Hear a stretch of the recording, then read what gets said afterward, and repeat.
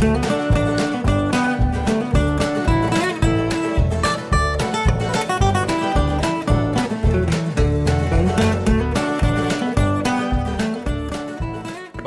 here, Charter Connection Fishing Charters and the Charter Vessel Diversity, bringing you a little bit of a quick update onto what we're finding out there at the moment and what's been going on so far as the incoming schools of snapper.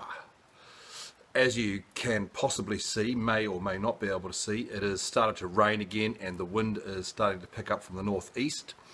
And this of course happened last week, but what the great thing was we had small tides and we were able to get across to the Colville Channel and work that area, and we found that area pretty rich with pannies, but no big male buck snapper like we had been hoping for and we had been chasing down.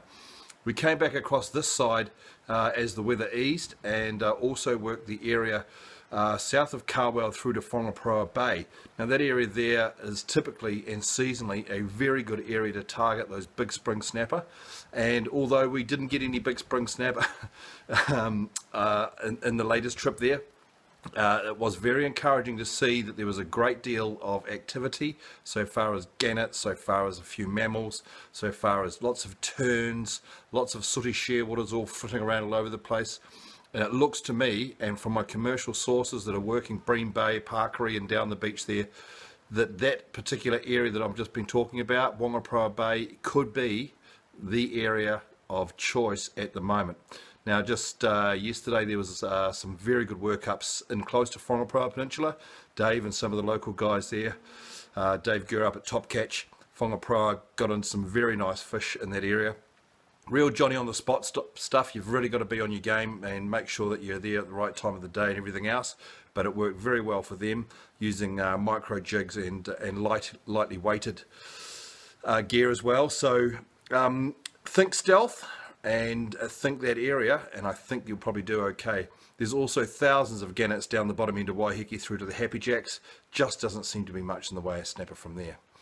So a couple of things that while you're out there looking around and things are a bit quiet that will help you are current lines. Now especially after this rain, they carry a lot of nutrients, they carry a lot of bits and pieces, and also I noticed yesterday that all our snapper, in their guts, they had crabs and shellfish. So these fish were sifting on the bottom, and they were also feeding up quite ravenously on the bottom too. So the bottom being stirred up, and it's going to be stirred up again now because we're getting this northeasterly and some swell come in. So current lines, and I'll picture one here for you.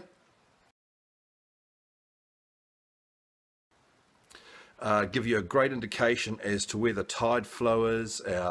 Look for the foam and the seaweed and the plastic bags and all the other crap that gets washed out of Auckland and off our beautiful beaches, our clean green beaches that don't have 1080 dropped on them just yet, but they probably will do at some stage. Bastards. And look for that line of debris and the pine needles and the twigs and the seaweed and the plastic bags and foam and that stuff, and you'll probably find some fish feeding along those current lines. Not necessarily on the top, of course, but on the bottom. So that's where you want to be targeting. Also, take a note of what you're actually catching. At the moment, you'll probably notice that there'll be some razorback fish coming in. By that I mean they're very sharp white spines along their dorsal. You'll notice the mixture of male and female fish as well, and there's a picture here of male and female. The male being the darker fish and the female being the lighter fish with a more rounded head. Keep an eye out on what you're catching. It'll give you an idea as to what's actually going on down the bottom there. Anyway, that's it for us. We've got a day off tomorrow because of the weather, and then we're back into it with a vengeance. So we'll keep you posted as to what's going on.